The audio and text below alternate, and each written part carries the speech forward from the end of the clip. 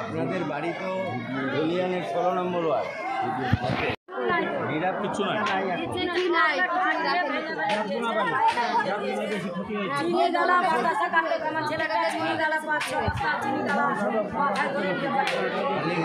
বেদ বোনাতে টিভিতে যে কোনো জিনিসে দেখবেন বেদ বোনাটাই বেশি ক্ষতি হয়েছে।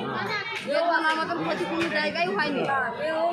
তোমার কাউন্সিলরকে ফোন করছি, কাউন্সিলরও আসে না, কেউ আসে না, কাউন্সিলরও আসেন না। মেহবু আলম পুলিশকে ফোন করেছিলেন নাকি? পুলিশও আসেনি। বিএসএফ আমাদেরকে পার করে দিয়ে এবারে পাস করাটা তো কভার করে ক্ষতিপূরণ দিতে হবে, বাড়ি তৈরি করে দিতে হবে সরকারকে। আর পুলিশ আমিও অবাক হচ্ছি,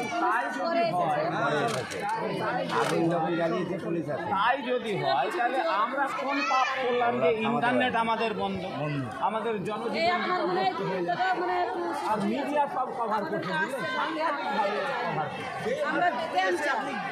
পুলিশ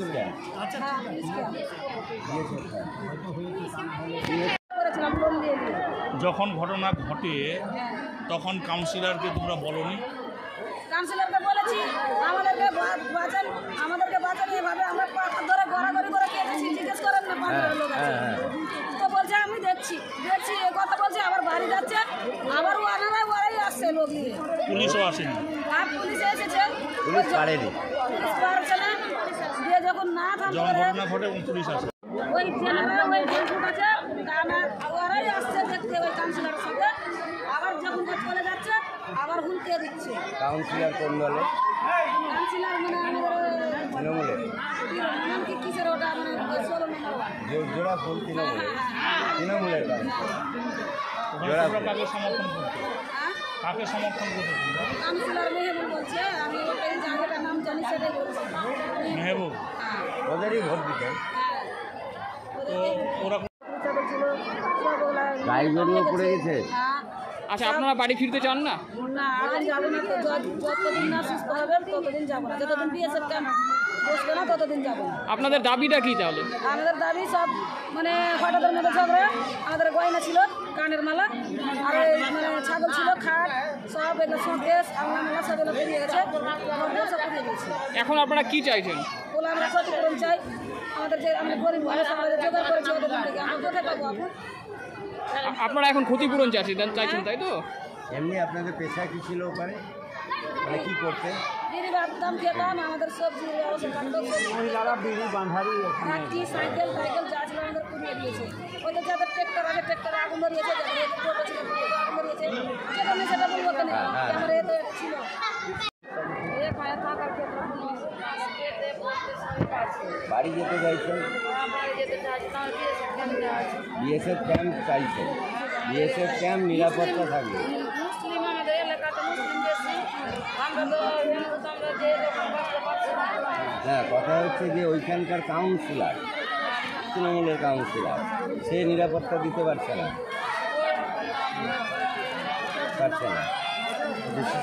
আগের দিনে এরকম সমস্যা হতো সিপিআইএমের সময়? আগে কোনো দিনই ছিল না, এই সময় হচ্ছে, এই মমতা ব্যানার্জির আমলে হচ্ছে। হিন্দু মুসলিম আগের সময় হিন্দু মুসলিম আগে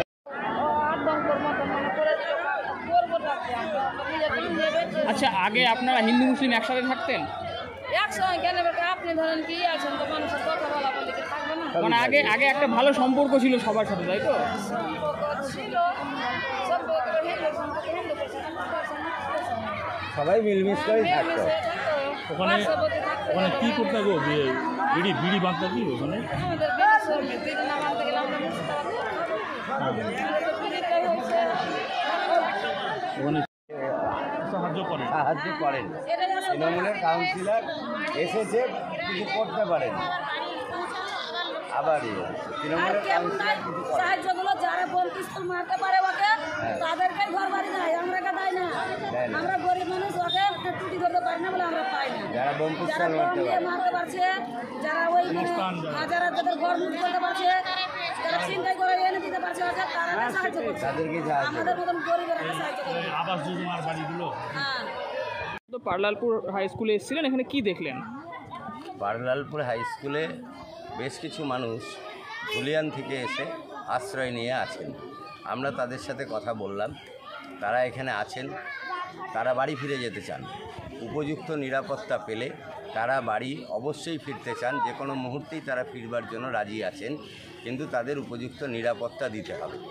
আমরা এখানে এসে যা দেখলাম, যত পুলিশ ফোর্স এখানে রয়েছেন তাদের মতন পুলিশ ফোর্স যদি তাদের নিরাপত্তায় ধুলিয়ানে মোতায়েন করা যায়, তাহলে তারা নিজেদের বাড়ি ঘরে গিয়ে নিজেদের যা পেশা যেভাবে উপার্জন করতেন, ঘর গৃহস্থী করতেন, সেটা করে তারা খেয়ে পড়ে বাঁচতে পারবেন।